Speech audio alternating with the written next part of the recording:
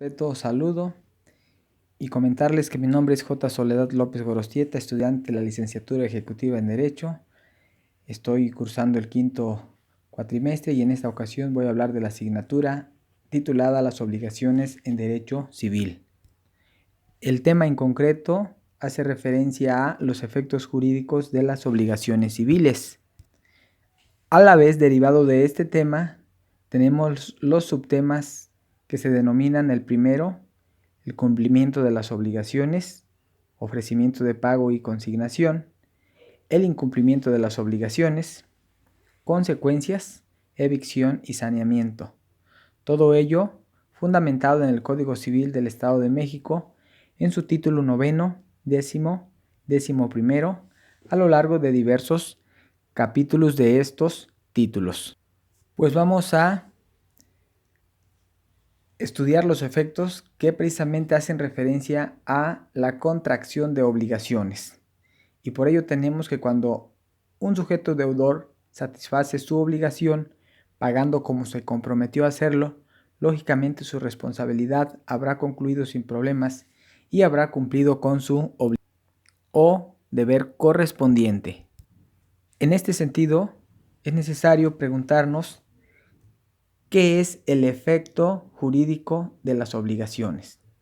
Y bueno, hablar de efectos es referirse a las consecuencias de una causa.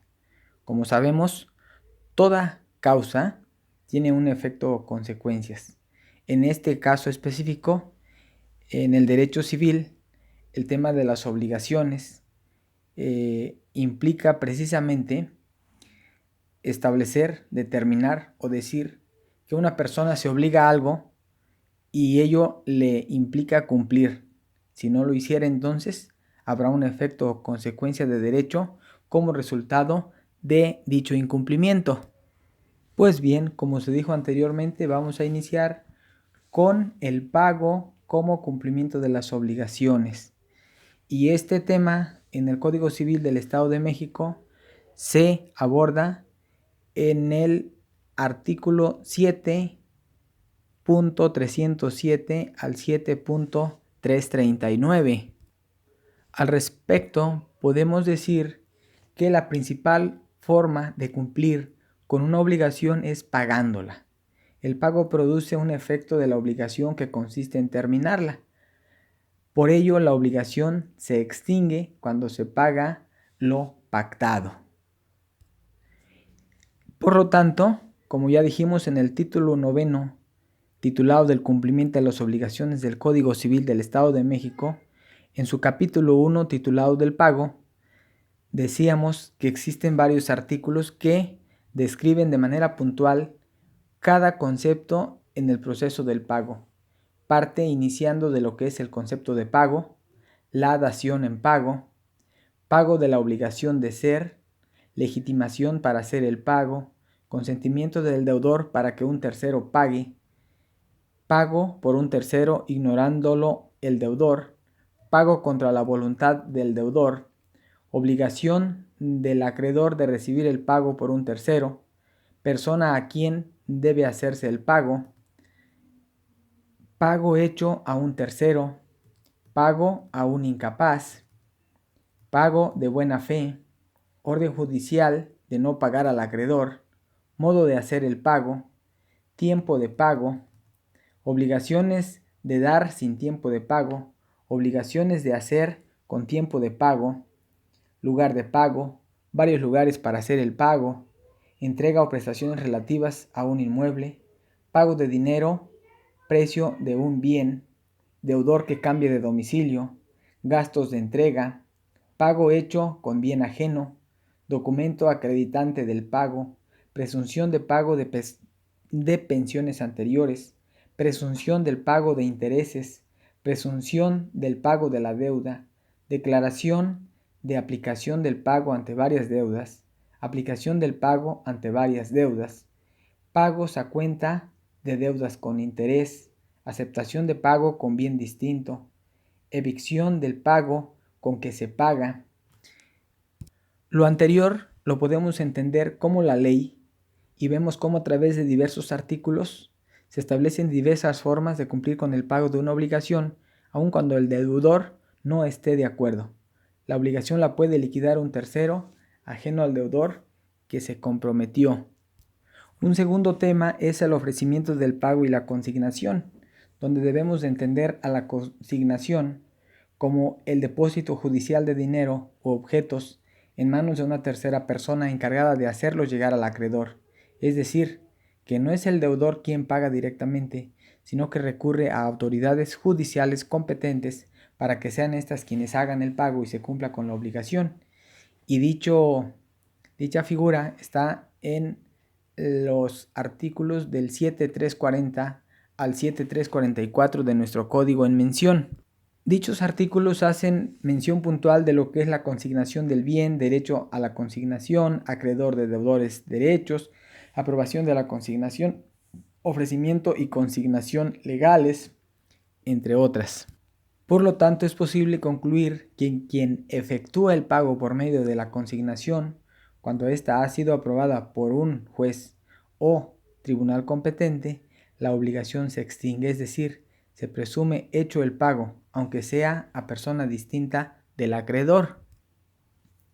Un tercer subtema de nuestro tema de estudio es las consecuencias del incumplimiento de las obligaciones señaladas del artículo 7345 al 7365, en donde podemos ver la posibilidad de que si el acreedor se viere afectado por el incumplimiento del deudor, perdiendo parte de su patrimonio o bien en peligro de perder dinero, como consecuencia nacerá otra responsabilidad del deudor consistente en reparar las pérdidas subsecuentes, además de cumplir con su obligación original que se había pactado. En este tema nuestro código contempla lo que es la rescisión de las obligaciones, daños y perjuicios, el concepto de daño, el concepto de perjuicio, origen de la obligación sobre daños y perjuicios, tiempo en el que empieza la obligación sobre daños y perjuicios, reglas sobre daños y perjuicios en obligaciones de no hacer, responsabilidad procedente del dolo, caso fortuito, pérdida o deterioro grave del bien, deterioro no grave del bien, determinación del precio, consideración al estimular el deterioro, valor estimativo o efectivo, convenio sobre responsabilidad civil, daños y perjuicios en la obligación de pagar dinero, rescisión del contrato en relación a terceros, la rescisión con relación a muebles, la rescisión dependiente de un tercero y las costas por incumplimiento. Ya abordado los subtemas anteriores, ahora hablaremos del saneamiento por evicción, y esto está señalado del artículo 7366 al 7387. Entendida la evicción en términos generales como una figura jurídica que protege el derecho de propiedad de las personas, la cual se aplica cuando la relación a la responsabilidad de quienes transmiten la propiedad de un bien que no les pertenece a otra persona ajena a su dueño. Es decir, la evicción es que te recojan un bien porque alguien que no era el verdadero dueño te lo haya vendido, y este bien debe ser recogido por el verdadero dueño. Ahora, ocurre el saneamiento, que es la figura protectora, pero ampara al adquiriente que tuvo que devolver el bien por causa de evicción. Es decir, la evicción y el saneamiento están relacionadas de manera directa. La evicción te obliga a devolver un bien que compraste sin haberlo hecho de manera legal quien te lo ha vendido. El saneamiento te resuelve el problema por haber comprado un bien que te fue recogido a través de la evicción.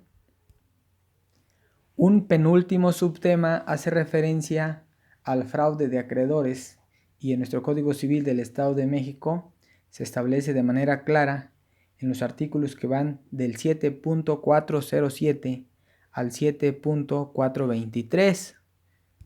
En este subtema se habla de los requisitos de la nulidad del acto del deudor, de la mala fe del deudor y su contratante, del acto gratuito del deudor, de la presencia de insolvencia, de la legitimación pasiva contra el adquiriente, de las consecuencias de la nulidad del acto fraudulento, de la responsabilidad del adquiriente, de la nulidad por enajenación de bienes o renuncia de derechos, de las renuncias revocables por los acreedores, del pago anulable, de la anulabilidad del acto que da preferencia a un crédito, del pago de la deuda o adquisición de bienes, de la nulidad en interés de los acreedores que la piden, del pago del crédito para adquirir de los bienes del deudor, del fraude por conceder preferencia. El deudor debe probar que tiene bienes suficientes, y la enajenación presumiblemente fraudulenta. En nuestro último subtema se habla de la simulación de actos jurídicos, que comprende del artículo 7.424 al 7.428. Y pues bueno, aquí se hace referencia a lo que es el acto simulado, las clases de simulación, la simulación absoluta, la legitimación en la acción de nulidad de los actos simulados y finalmente las consecuencias de la nulidad del acto simulado. Finalmente quiero concluir que el pago o cumplimiento de una obligación es la entrega de la cosa o cantidad debida o la prestación del servicio que se hubiera prometido. De manera paralela ocurre la consignación cuando el acreedor se niega a recibir la cosa debida de manos del deudor y ésta se pone a disposición de la autoridad judicial competente.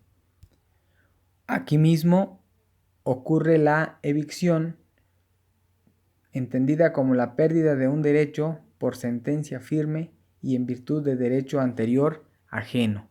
El saneamiento es la reparación que se hace al daño por haberse vendido algo que no estaba permitido.